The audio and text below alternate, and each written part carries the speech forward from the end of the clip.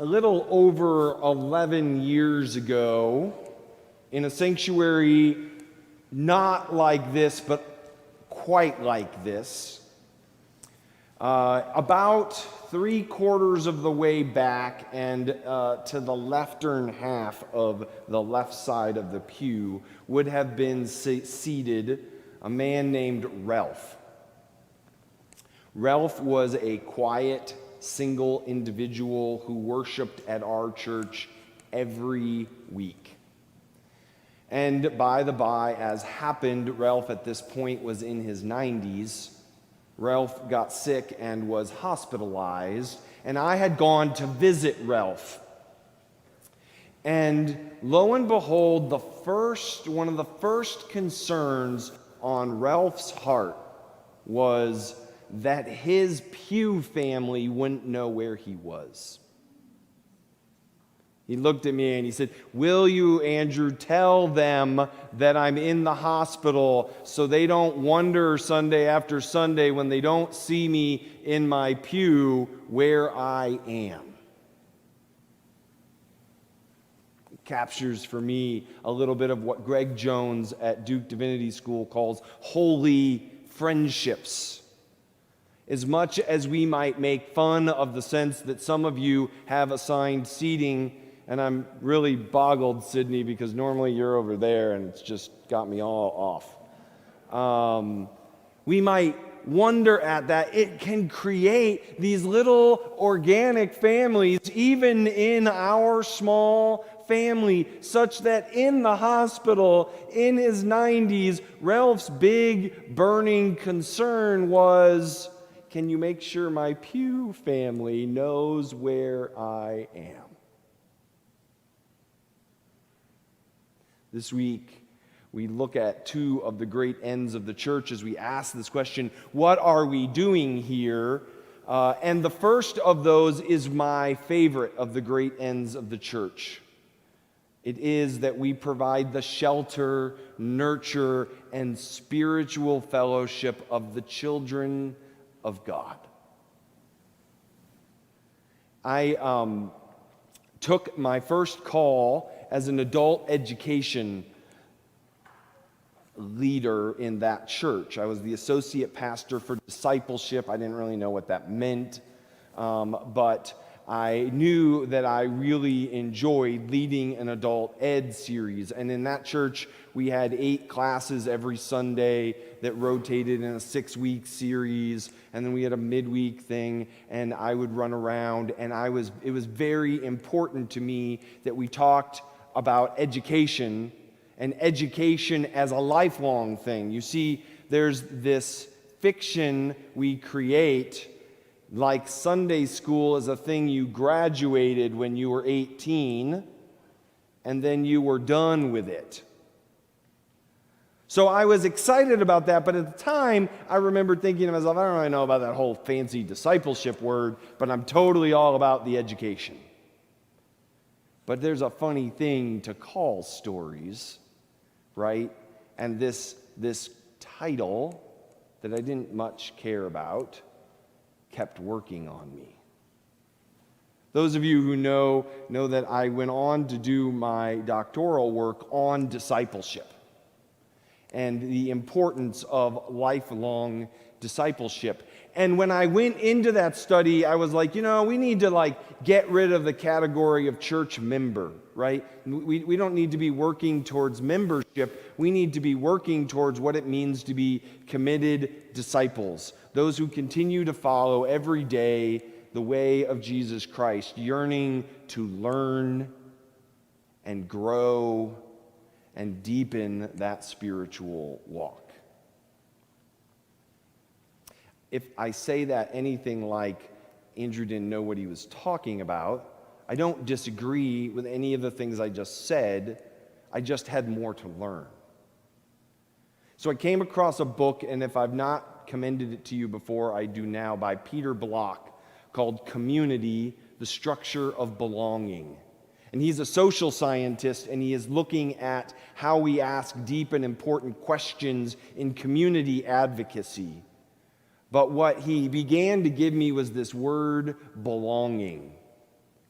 or a deeper understanding of this word belonging. He defines the word, he doesn't. He gives two definitions that we use for the word. One is that, well, this pen belongs to me.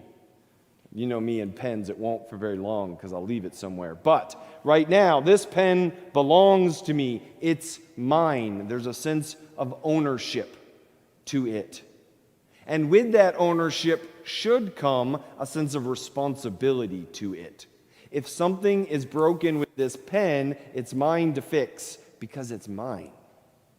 It's not mine to point out to somebody else, hey, this doesn't work, can you get me a new one? Although far too often that's how we live and work in the world. The other sense of belonging is that I belong here.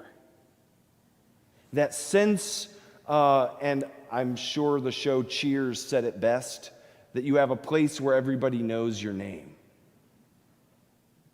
That's the sense of belonging that became provocative to me because a part of my adult education work at that church was running in the new members process, which is why I started to ask these questions about membership and discipleship. But as I walked over and over again, and we had something like 150 people a year go through a membership process, over and again I'd hear people say, you know, I just walked in here and it felt like home.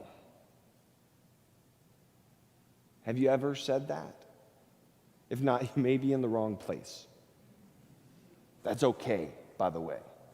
Totally okay. It's not my job to cultivate, it's not your job to cultivate a home which can be shelter to everybody. God walked through the creation of all the beings in the world before God found humanity a partner, right? That's what I think that text we read from Genesis is so provocative about. For generations and generations, for thousands of years, we have made it a gendered story about man and how woman is less than man because woman came out of man, which is a total misreading of the fact that the word for Adam is just human being. And a human being was created, but God said, it's not okay that you do this thing that we do together alone. And what's fascinating about the text is, there's actually a kind of humor story that says, God then walks up to human being with an aardvark and says, partner! And human being says, aardvark, not so much partner. What I love about that text is God grants agency to the human being to say, I'll name that creature, but that creature doesn't complete me or fulfill me. We have not yet found my partner. Which isn't to say the aardvark isn't good, and the aardvark doesn't not have a partner. It's just not this one. And so this procession continues, and God brings, bird, and God brings walrus, and God brings all the things. This is the playful liturgy of this second creation story.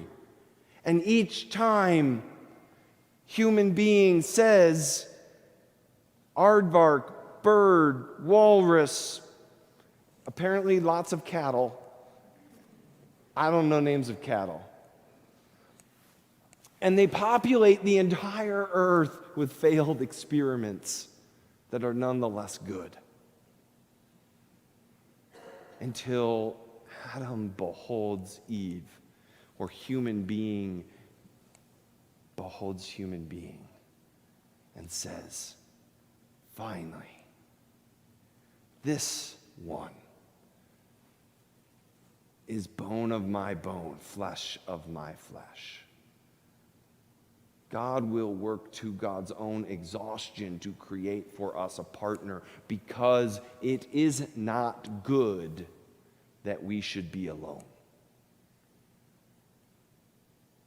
And when we gather in this place, it is not good that we shall be alone. We won't be everybody's match There's no angst around that, but we seek to continue to provide shelter and nurture and education and mission and fellowship, because for those who walk in this door and say, "This is home," we are here.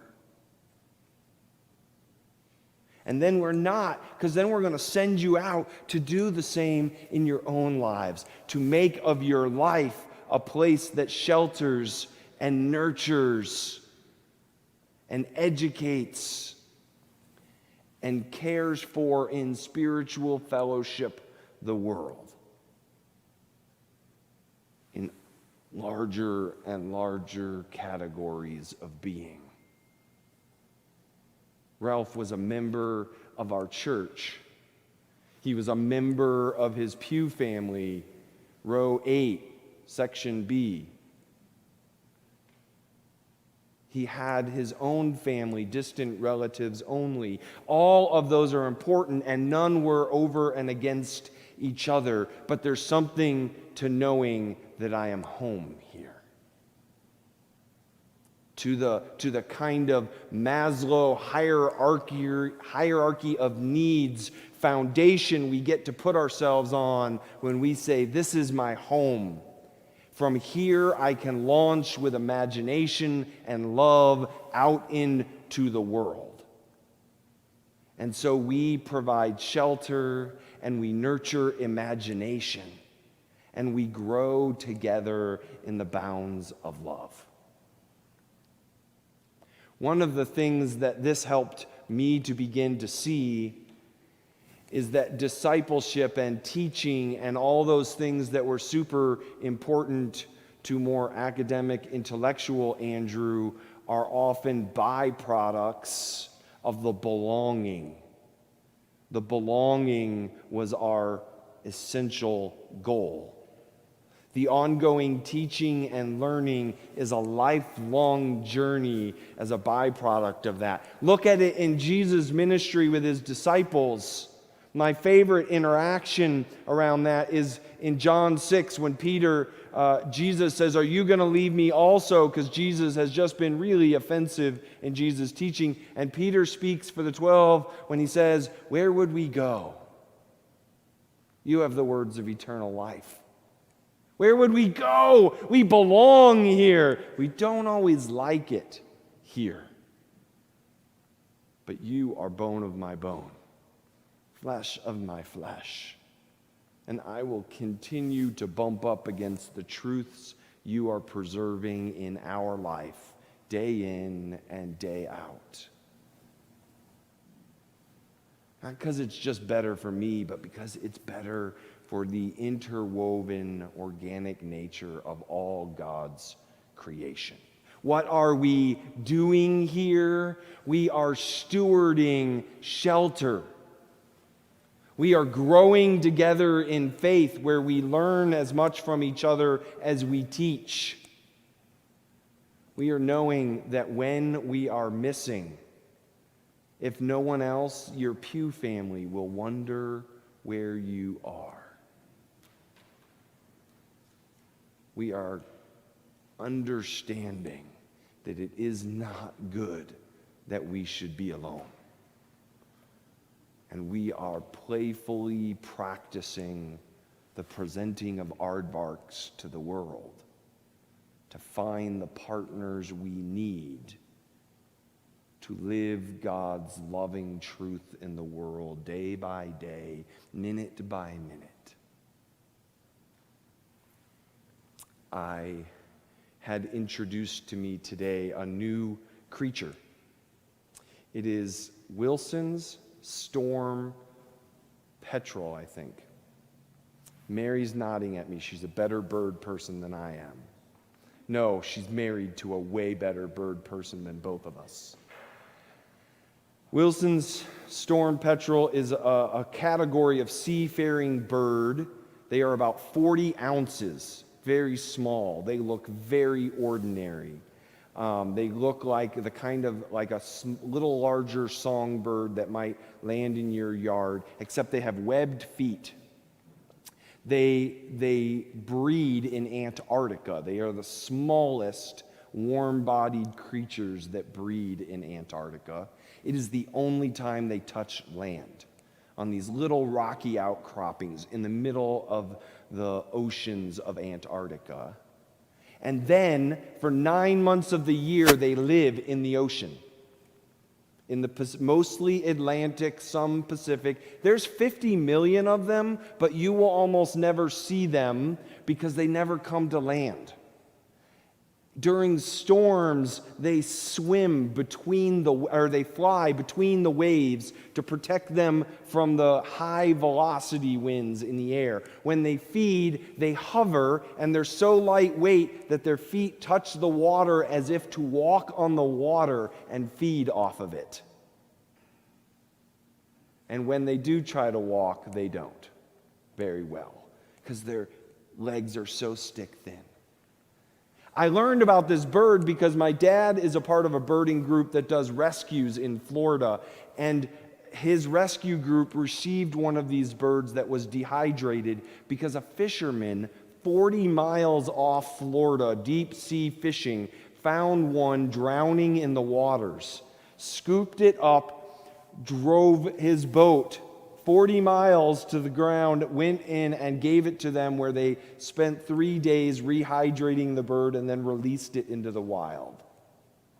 And I just think this is fascinating in all the ways of what it means to shelter, nurture, and provide the spiritual fellowship of the children of God on a category in which the children of God is everything.